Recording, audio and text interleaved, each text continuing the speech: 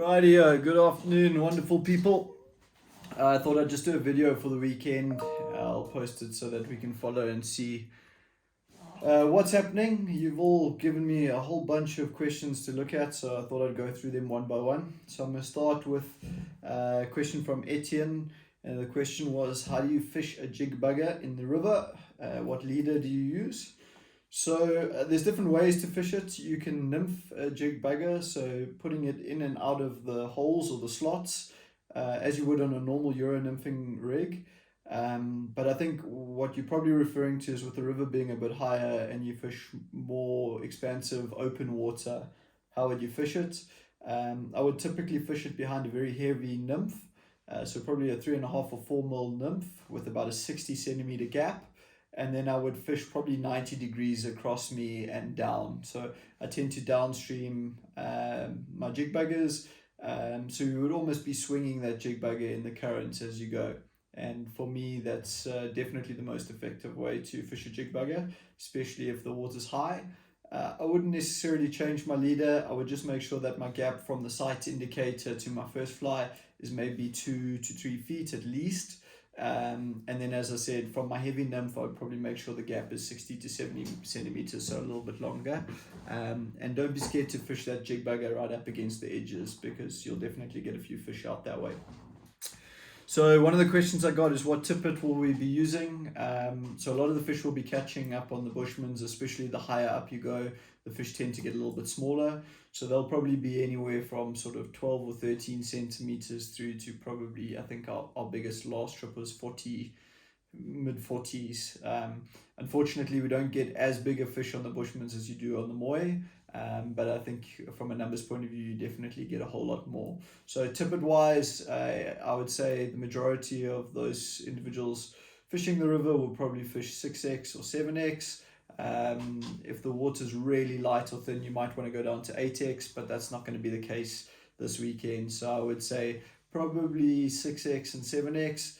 Not the worst idea to have a spool of 5x around, especially if the water's very high and you have to fish a jig bugger. When nymphing, how long is the tippet from the tippet ring to the point fly? So again, it varies depending on the length or the depth of water. I would say that in a lot of cases, when you're Euro nymphing, I would only have 1.5 to 2 feet from your sight indicator or the tippet ring through to your first fly. And if you're fishing much deeper holes or pockets of water, then you could lengthen that to maybe 3 or 4 feet. Importantly for the competition, you've got to have a minimum distance of 50 centimeters between your two flies. So just keep that in mind when you're rigging up. You can have it much longer if you'd like, but the minimum distance between each fly has to be 50 centimeters, and that's a competition rule. On the rules, I wouldn't stress too much about them. We'll do a refresher on the Friday night and just run everyone through the rules. Also, while we're practicing on Friday, there are enough competition guys fishing that they can just show you a few pointers and teach you a few things. So we'll run through all the major rules, as well as the booklet has obviously been shared with you. From a dry dropper fishing point of view, you would fish it largely off the same rig as your Euro nymphing rig.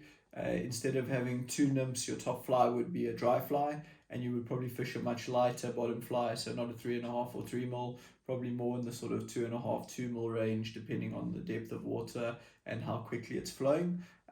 We'll do a quick sort of method on the water and show everybody technically how to do it. It's quite an easy way of fishing these sorts of rivers, and it's very popular. I would say most people will fish it and catch their fish dry dropper. Mansuf asked if we could just maybe go through the flow of events for the weekend, so I'm going to quickly do that. So it looks like the majority of competitors are coming through on the Friday morning, which is great. I've booked the Snowflake venue, which is just below the Bushmans Reserve, for Friday for us, so that we don't fish on any of the competition water and keep that nicely rested. So Friday is really when you get there, everybody does their own thing. I'll speak to Billy and sort out payments, and then from there we'll just fish the river. We've got probably close on 8 or 10 kilometers of Snowflake River, so there's plenty of river to fish. Some of the guys that have fished competitions before can just help out and teach those that haven't. And then you can fish as late as you want on Friday. We typically have a bite of lunch on the side of the river, so make sure you got some rolls or something to snack on. We talk some nonsense about how the fishing was in the morning, and then in the afternoon we'll have another go at the river. We normally at about sort of 5:30 get off the water and head back to the accommodation. It's about half an hour from Snowflake to where we're staying, so it is a little bit of a drive because the roads are so bad. And then when we get there, we'll have a shower, relax a little bit, maybe open a beer. That night, what we'll do is we've already done the draws, so we'll just go through the draws and make sure everybody understands what beats they've got and what sections and who their group is. We'll also just have a braai on the go so we can all braai together and chat about things. We'll go through some of the major rules just so everybody's on the same page and understands. And then from there, we typically get a fairly early night because Saturday is quite an early start.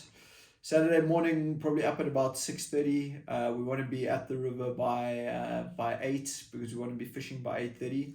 Some of the beats will be quite far, so Barry and I will beat the river on Friday. There'll be a lower Bushman section which will be just after the gate, upwards, and then there'll be an upper Bushman section which will be from the picnic site much further up down. We'll beat those beats. There'll be 9 beats in each section because our biggest group has 9 competitors. And then we'll just help each other navigate to where those beats are. We'll probably want to kick off at about 8:30, start fishing at 8:30 on Saturday for the first session. You fish a 3-hour session, so 9:30, 10:10, 11:11. At 11:11 we can all meet somewhere central, have a bite to eat before we swap over sections, discuss the fishing, what was working, what wasn't, and how we all did. And then the afternoon session will probably look to sort of kick off at 2, so that'll run 3, 4, 5, end at 5 o'clock. And you'll obviously be on a different section and different beat then.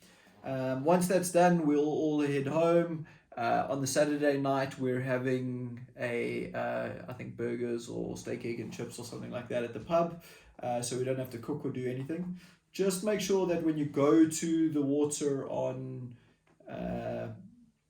Saturday that you take some food and some snacks with you, and definitely a lot of water. It gets very hot and humid, and you're running around the river a lot, so you're sweating, so we don't want anyone getting dehydrated like Malcolm did a few years ago. So just make sure you take enough stuff to look after yourself. And then after dinner on Saturday night, we'll announce the results for Saturday's fishing. You'll get your standing and where you ranked so far, and then Sunday will be the final day's fishing, which is the 3rd session. Obviously the beats and the sectors are already out for that, and they will really be fighting for the last positions. That'll be the moving day, and then once that's done, we probably head off straight from the Bushmans home. So we probably pack up, take all our stuff in the car, and then when we're done fishing, we'll just shoot off from there. It is about a 5-hour drive home, so we'll need to get moving. And then we'll announce obviously the results of who's won and who's finished where to everybody. So yeah, that's pretty much the flow of events. Just some key things to make sure that you have. Make sure you have some meat for Friday night's braai. Please make sure you have rolls and ham and cheese or whatever you want for your Friday lunch snack and your Saturday lunch snack. Definitely enough water. Make sure you stay hydrated. From a fishing point of view, make sure that you've got your tippet, your flies, your boots. You're walking and hiking through high grass. If you don't have boots, make sure you've got a good pair of tackies. Some of the guys will fish in the river, some will stand next to the river. It also depends on how high the river is, so we'll just work that out as we go. There are a few snakes around in that area, so we're just gonna have to be cognizant and awake and make sure that you're looking out. So boots, if you've got waders, I recommend you bring your waders. I would bring your main fishing rod. I think most people will either fish a 10-foot 3-weight or a 11-foot 3-weight, something in that range. If you've got a spare fishing rod, please bring that. Make sure you've got your net with you. Sunglasses are very important on the water there. Take the glare off a little bit, help you spot fish. Dry flies, nymphs and little jig buggers will be the majority of the flies that we fish. The tippets that we discussed earlier, very important. And then I think another thing that you should make sure that you have with you is some warm clothes. It is going to be quite rainy and wet, and very, very importantly, something that's waterproof, a rain jacket of some kind, because we might get a little bit wet. It looks like there's going to be some showers coming through. And then please make sure you all bring a fishing net. So you obviously have to net all your fish for them to count. So if you don't have a fishing net, that's going to be a big, big problem for you.